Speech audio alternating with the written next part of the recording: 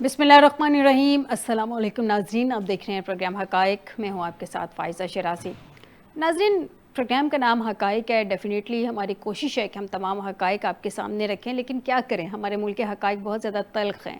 سچ بولتے ہیں سچ کڑوا لگتا ہے، سچ بولتے ہیں سچ اتنا کڑوا ہوتا ہے کہ اس کو ڈائجسٹ کرنا مشکل ہوتا ہے، لیکن پھر بھی کوشش کرتے ہیں کہ ہم کسی نہ کسی طرح سے سچ بولتے رہیں۔ ابھی جو بجٹ کی ڈسکشنز چل رہی ہے ناظرین، بجٹ تو ہمیشہ سے ہی نمبرز کا گورکھ دھندا، جس سمپل ورڈز میں کہیں تو وہ رہا ہے، لیکن اس مرتبہ بجٹ میں تو شروع سے ہی ایک کنٹروورسی سی ہے جو کہ سٹارٹ ہو گئی ہے، یعنی کہ بجٹ آنے کے بعد اس پہ ڈسکشن آتی ہے۔ یہ بجٹ کنٹروورشل ہو گیا، جیسے ہمارے 8 فیبروری 2024 کے الیکشنز تھے، وہ بھی الیکشنز ہونے سے پہلے ہی کنٹروورشل ہو گئے تھے۔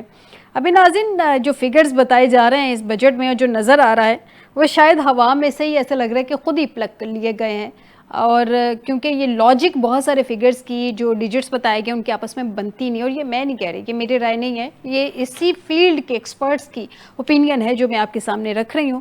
ان کی نمبرز کی لاجکس ان کو کوئی جڑتی نظر نہیں آ رہی ہے۔ اسی پہ ڈیبیٹ کرتے ہیں آج کے پروگرام کے فرسٹ پارٹ پہ۔ آپ کو بتائیں کہ ہمیں جوائن کیا ہے ڈاکٹر اکرام الحق صاحب ہیں، ماہر معاشیات ہیں۔ بہت شکریہ ڈاکٹر صاحب آپ کا ہمیں جوائن کرنے کے لیے۔ السلام علیکم ڈاکٹر صاحب۔ وعلیکم السلام۔ ڈاکٹر صاحب، سب سے پہلے تو مجھے آپ یہ بتا دیجئے، سب سے اسٹیپ بائی اسٹیپ چلتے ہیں نا آگے۔ سب سے پہلے ہم گروتھ ریٹ پہ آ جاتے ہیں۔ گروتھ ریٹ اس پر کہا جا رہا ہے کہ 3 کوارٹرز پہلے میں جو ایوریج 1.7% گروتھ رہی ہے، اور پھر انہوں نے اینڈ میں کہا جی پچھلے سال 2.76 کی گروتھ ہو گئی، لیکن وہ تبھی ہوتی ہے سر جب مطلب میری ناقص رائے کے مطابق، آپ مجھے اگر میں غلط ہوں تو کریکٹ بھی کرتے ہیں، جب آخری کوارٹر میں اچانک 5 اشاریہ سے بڑھ جائے گروتھ، تو وہ شاید اس مارجن سے وہ گروتھ کو کچھ بیلنس کیا جاتا ہے۔ 3 میں اگر 1.7 ہے تو پھر آخر میں 5 کیسے بنے گی؟ اور 5 کے فگرز بھی ابھی نہیں آئے، وہ تو جون میں کہیں جا کے فائنلائز ہونے ہیں۔ تو یہ گروتھ کے حوالے سے اتنا کیسے کانفیڈنٹ ہے موجودہ بجٹ کے لے کے گورنمنٹ؟ جی، میرا خیال ہے کہ انہوں نے کہا کہ دنیا کی ایوریج چونکہ 2.62 جا رہی ہے تو ہم تھوڑی سی بہتر دکھا دیتے ہیں، اور یہ انتہائی یعنی کہ نامناسب بات ہے کہ اگر آپ اپنا کوئی نمبر اس طرح سے پروجیکٹ کر دیں، بلکہ اس کو تو آپ کو ایک محتاط انداز سے ذرا نیچے رکھنا چاہیے تاکہ ذرا زیادہ ہو جائے تو آپ کہہ سکتے ہیں۔ اگر آپ زیادہ کر دیں اور بعد میں ظاہر ہے کہ وہ وہاں نہ ہو تو پھر ایک آپ کی کریڈیبلٹی ختم ہو جاتی ہے، اور یہ ریاست کے پاس ایک کریڈیبلٹی ہونا بہت لازم ہوتا ہے۔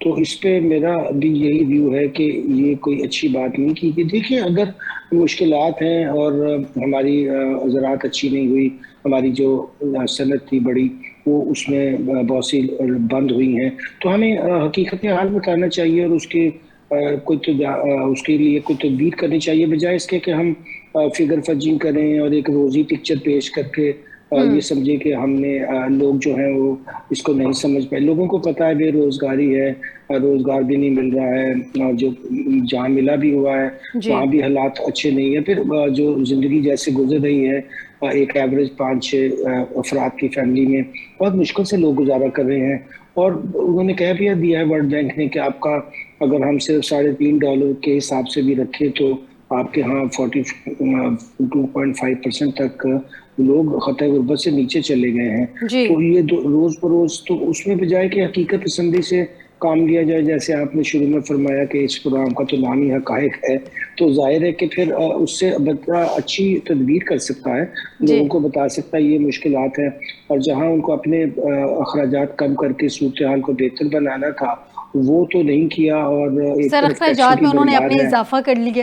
ہم ایکسپیکٹ کر رہے تھے کہ اپنے اخراجات میں کچھ کمی لے کے آئیں، جو کہ وہ لا سکتے تھے، لیکن انہوں نے تو اپنے اخراجات میں اضافہ کر لیے۔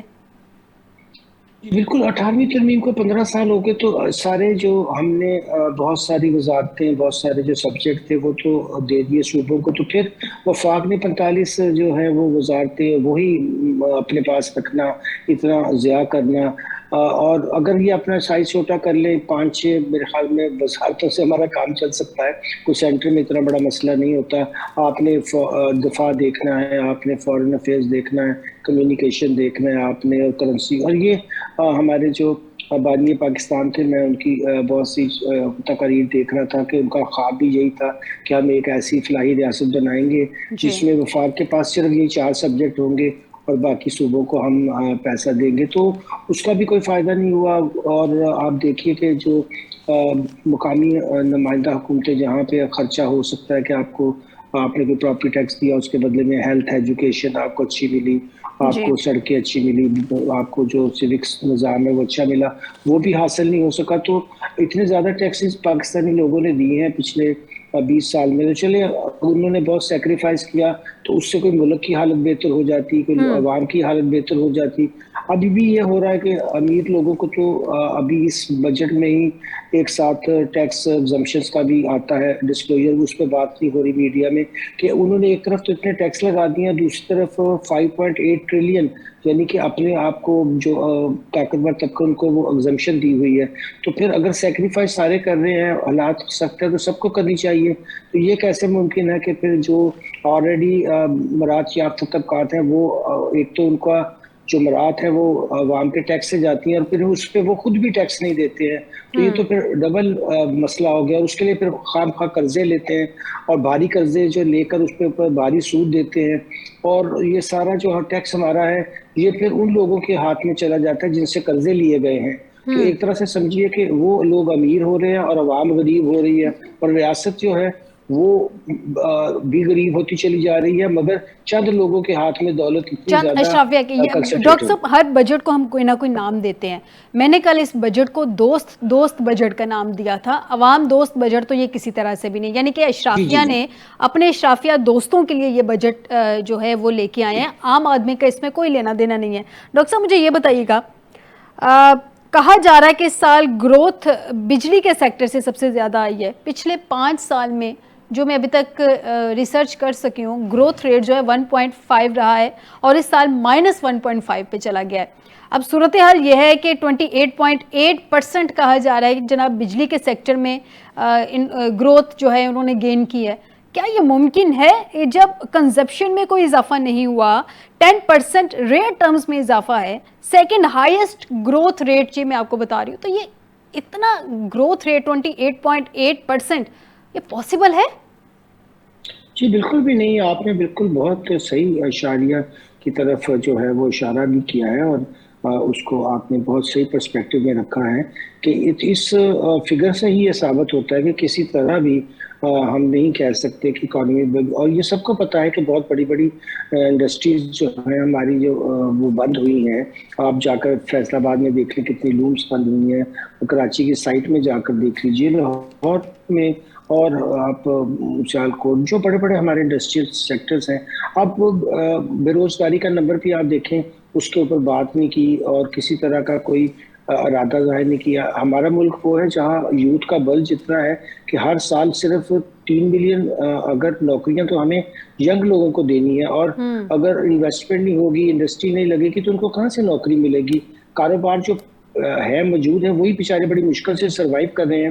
نئی کمپنیز کا بننا، نئے کاروبار کا کھلنا، اور جہاں بڑے بڑے روزگار میسر ہوتے ہیں جیسے فیکٹریز میں، اتنی بڑی بڑی فیکٹریز جو ہیں وہ ہونی چاہیے کہ جو ہماری اتنی بڑی یوتھ کی پاپولیشن، اب بچے پڑھ بھی رہے ہیں، ان کے والدین اب پتہ نہیں پیٹ کاٹ کر کہیں سے ادھار لے کر ان کے اتنی بھاری فیسیں بھی ادا کرتے ہیں. اس کا بھی نظام ہم نے اچھا نہیں بنایا، اگرچہ آئین میں لکھ دیا کہ ہم سب کو کمپلسری اور فری ایجوکیشن دیں گے، مگر اس کا بھی کوئی نام و نشان نیچے نظر نہیں آتا اسکول کے لیول پر بھی. تو ریاست اپنی ذمہ داریاں اگر پوری نہیں کر رہی جو کہ آئین پاکستان میں دی ہیں، تو پھر ٹیکس لینے کا، ٹیکس تو ایک طرح کا سوشل کانٹریکٹ ہے کہ آپ ہم سے ٹیکس لے کر یہ سروسز دیں گے. وہ سروسز کی طرف سے توجہ نہیں ہے. یہ تو چند لوگوں کی عیاشیوں کے لیے پھر وہ چاہ رہے ہیں کہ فنڈ اکٹھے کیے جائیں اور وہ بھی پورے اکٹھے نہ ہو تو پھر ادھار لیا جائے اور قوم کو مقروض رکھا جائے.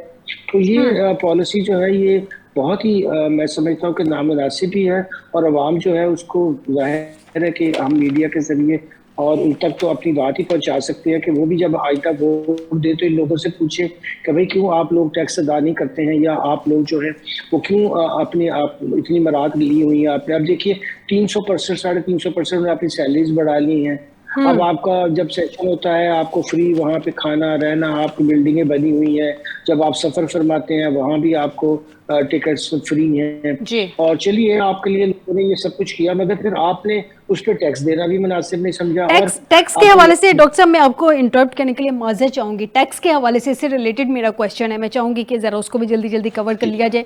سر میں ابھی دیکھ رہی تھی تنخواہ دار طبقے کے حوالے سے جو ہماری سیلریڈ کلاس ہے وہ تقریباً 25 لاکھ کے قریب ہے. ایک ڈیجٹس اوور آل اگر لمسم میں ڈیجٹ کی بات کرتی ہوں 30 لاکھ کے قریب ہمارے ریٹیلرز ہیں ہمارے ملک میں. اب جو ہمیں پچھلے دنوں میں اسکیمیں ہمیں دیکھنے کو مل رہی تھیں جس میں کہا جا رہا تھا کہ ریٹیلرز کے لیے انہوں نے مختلف بہت زیادہ پیکیجز بھی سامنے آئے تھے جس میں کچھ دوست کے حوالے سے بھی پیکیج تھے. پرابلم یہ ہے کہ ہمارے جو سیلریڈ کلاس ہے جو کہ صرف 25 لاکھ ہے سر، اس نے پچھلے سال تنخواہ دار طبقے نے دیا ہے 600 ارب ٹیکس، اور جو ہمارے ریٹیلرز ہیں انہوں نے دیا ہے 30 سے 35. چلیں اب بڑا بڑھا کے کوئی 40 لاکھ کر لیں، صرف 40 لاکھ. مطلب اگر راؤنڈ فگر میں 40 لاکھ کریں، کہاں 600 ارب اور کہاں 40 لاکھ، اور ان کی کوانٹٹی بھی زیادہ ہے سیلریڈ کلاس سے، تو اس جانب حکومت صرف اپنا ووٹر بچانے کے لیے نہیں جا رہی ہے، یا ان سے کیا ایشوز کیا آ رہے ہیں؟ ٹیکس کولیکٹ کیوں نہیں کیا جا رہا ایگزیکٹلی؟ مسئلہ یہی ہے کہ تاجروں سے جو ٹیکس لینا چاہیے، دیکھیے ریٹیل کا اور ہول سیل کا پاکستان کی جو اکانومی ہے اس میں 25% کا شیئر ہے، جبکہ ان کا ٹیکس جو ہے وہ 1% بھی نہیں ہے. ابھی آپ نے جو فگرز دی ہیں یہ تو دل ہلا دینے والی ہیں کہ ہم پورے بیچارے سیلری لوگ کا اتنا ٹیکس بڑھا دیا. ظاہر ان کو سورس سے کٹ کے ملتا ہے، وہ تو بیچارے نہ کوئی خرچہ کلیم کرتے ہیں، جو امپلائر ان کو تنخواہ دیتا ہے وہ ٹیکس کاٹ کے دیتا ہے، اور ان کو آپ نے اتنا بھاری ٹیکس لگا دیا جبکہ زندگی بھی مشکل ہو چکی تھی، بجلی کے بل دینا، ایجوکیشن، اور کئی پرابلمز ہیں ہر ایک فیملی کے جو مڈل کلاس کی ہے اور جن کے فکسڈ آمدنی ہے. اور اس کے مقابلے میں تاجر جو ہر طرح کی آپ دیکھیے عیاشیاں بھی کر رہے ہیں، خرچے بھی کر رہے ہیں، ملک سے باہر بھی جاتے ہیں اور وہ ریٹرن دینا ہی پسند نہیں کرتے ہیں. اور آپ نے درست فرمایا یہ ایک بہت بڑا مسئلہ ہے، اور لوگ سمجھتے ہیں کہ جو اس وقت حکومت ہے اس کا ہمیشہ سے یہی مسئلہ رہا ہے کہ وہ تاجروں سے فنڈنگ بھی لیتے ہیں اور پھر ان کو ٹیکس بھی نہیں کرتے ہیں. اور یہ بہت بڑی زیادتی ہے کہ ایک پارٹی کے اوپر یہ بالکل چھاپ لگ چکی ہے کہ انہوں نے کبھی بھی کوشش نہیں کی کہ وہ تاجروں سے لے. جیسے سندھ میں سمجھا جاتا ہے کہ وہ ایگریکلچر جو بڑے بڑے امیر جگیردار ہیں ان سے نہیں لیتے، یا شوگر کے معاملے میں سارا پاس آن کرتے ہیں. تو اس طرح اگر ہم دیکھیں تو یہ بہت ہی زیادتی کی بات ہوتی ہے کہ آپ اتنا زیادہ کما بھی رہے ہیں، جو من مرضی کی ریٹس بھی آپ لگاتے ہیں، آپ کی زندگی بھی بہت اچھی ہے، آپ بچوں کے ساتھ سیر سپاٹے پہ بھی جا رہے ہیں تاجر، مگر وہ ٹیکس نہیں دیتے ہیں. اور یہ پاکستان کا بہت بڑا المیہ ہے کہ پاکستان میں بار بار ہر ایک کے پوائنٹ آؤٹ کرنے پہ، لکھنے پہ ہم نہ تو اپنے صحیح وایا عوام دوست انہوں نے ریٹرن دینے سے انکار کر دیا، اب نہ ایگریکلچر پہ جو بڑے جگیردار ہیں وہ ٹیکس دیتے ہیں، اور نہ ہی یہ جو تاجر ہیں یہ ٹیکس دینے کو تیار ہیں. بالکل صحیح کہنے ہیں ڈاکٹر صاحب. تاجر دوست اسکیم پہ تو کروڑوں روپے ایڈورٹیزمنٹ پہ لگا دیے، کولیکٹ کیا انہوں نے، حاصل کیا 40 لاکھ روپیہ. اچھا ڈاکٹر صاحب ایک آخری سوال سر آپ سے. سینٹرل بینک 24,500 بلین کا منافع دیا تھا سر اسٹیٹ بینک آف پاکستان نے، میں اوور آل اگر اس کی بات کروں، اور وہ اس لیے دیا تھا کیونکہ اس وقت انٹرسٹ ریٹ جو تھا وہ 22% تھا. اب تو خیر وہ 11% پہ آ گیا ہے نا سر. اسٹیٹ بینک سے روپیہ لے کر لون دیتے کمرشل بینکس کو جو گورنمنٹ کے کچھ جو ہیں وہ شاید وہ خریدتے ہیں، کیا اسے کہتے ہیں، بانڈز وغیرہ، شاید بانڈز وغیرہ خریدتے ہیں، ٹھیک ہے جی، بانڈز وغیرہ خریدتے ہیں، اور اس سے اچھا خاصا اسٹیٹ بینک نے منافع بھی کمایا تھا. اب سر پرابلم یہ ہے کہ اب 22% سے 11% پہ آ گیا ہے. جو IMF ورلڈ بینک کی رپورٹس ہیں، اگر ہم ایکچوئل میں ان کی رپورٹس دیکھیں تو ان کے مطابق اگلے سال منافع آدھا ہوگا، جو ایکچوئل فگرز ہمیں نظر آ رہے ہیں. اب جو انٹرسٹ ریٹ بھی ظاہر سی بات ہے اس کے مطابق آدھا ہوگا. اب انہوں نے اب اس سال جو انہوں نے ہدف رکھا ہے وہ اگین 24,500 بلین رکھا ہے. سر جب انٹرسٹ ریٹ 22 سے 11 پہ آ گیا اور یہ بھی کہہ رہے ہیں کہ سنگل ڈیجٹس پہ لے کے آئیں گے، تو اگین یہ کیسے گین ہوگا سر، یہ کیسے اچیو ہوگا؟ जी बिल्कुल दुरुस्त फरमाया आपने। ये क्या करेंगे कि आप पेट्रोलियम लेवी, चूंकि उन्होंने लॉ बदल लिया है इस दफ़ा, जो फाइनेंस बिल आया, कि वो अब जितनी मन चाहे लगाएंगे।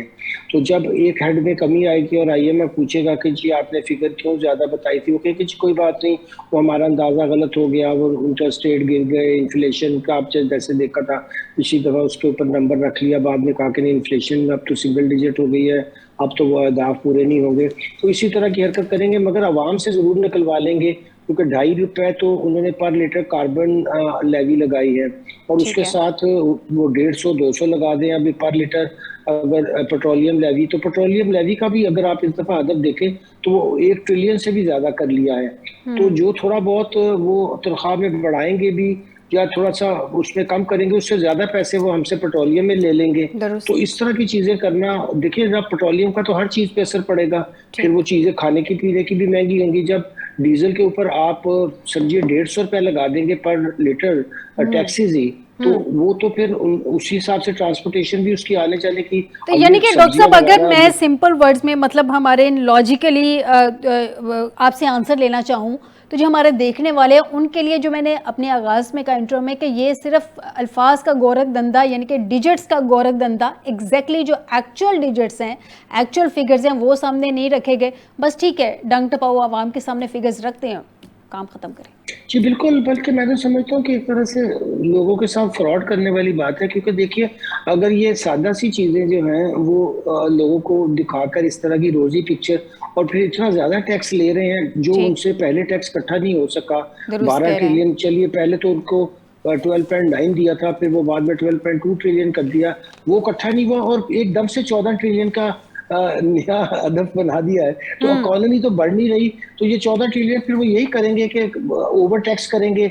देखिए जो लोगों को इंटरेस्ट मिल रहा था बैंक से, वो आपने खुद फरमा दिया आधा हो जाएगा, उसके ऊपर रेट जो है पहले 15 था, उसको 20 कर दिया है। जी। चलिए अगर कोई बेवा है, कोई और बेचारा आदमी है, उसने छोटी सी सेविंग बैंक में रखी हुई है, वहां से उसका महीने का, और लोग जो रेमिटेंस भी भेजते हैं वो लोग उसको किसी फिक्स स्कीम में रखकर वहां से बेचारे लोग अपनी फैमिली का गुजारा कर रहे होते हैं, मगर उसके ऊपर भी टैक्स अगर आप देखें तो एक इनफैक्ट फिर हम रेमिटेंस को ही टैक्स कर रहे हैं ना, ठीक कि अब वो ठीक। अगर कहे कि जी मैंने गाड़ी खरीदनी है, जी वो अपनी दुरुस्त। माँ के लिए पैसे भेजे, तो हम गाड़ी के ऊपर ही टैक्स हमने डबल कर दिया है, जी, अब तो और छोटी हर तरह गाड़ियों से पे भी हम। इतना टैक्स, मतलब वो चाहते जी हैं ना जी कि अपनी तनख्वाहें बढ़ती रहें। बहुत शुक्रिया डॉक्टर इकरामुल हक साहब, जी जी, माहिर मौशियात, आपने सर थैंक यू। हमें ज्वाइन किया और इस बजट पे हमारी रहनुमाई फरमाई। नाज़रीन, एक जानिब चेयरमैन सेनेट हैं, एक जानिब हमारे स्पीकर कौमी असम्बली हैं, जिनकी 500% तनख्वाहें बढ़ी हैं माशाल्लाह से जनाब। बहुत अच्छी बात है, क्योंकि उनके घरों का गुजारा नहीं होता ना, उनके 2 वक्त की रोटी नहीं चलती है, तो उनका तो इसी से गुजारा होता है। वैसे तो बेचारों के पास है कुछ नहीं खाने को। और एक जानिब हमारा गरीब है, जिसकी इस बजट में भी कम से कम उजरत ना बढ़ाने का फैसला किया गया है। क्यों ये फैसला किया गया, डिस्कस करेंगे एक ब्रेक के बाद।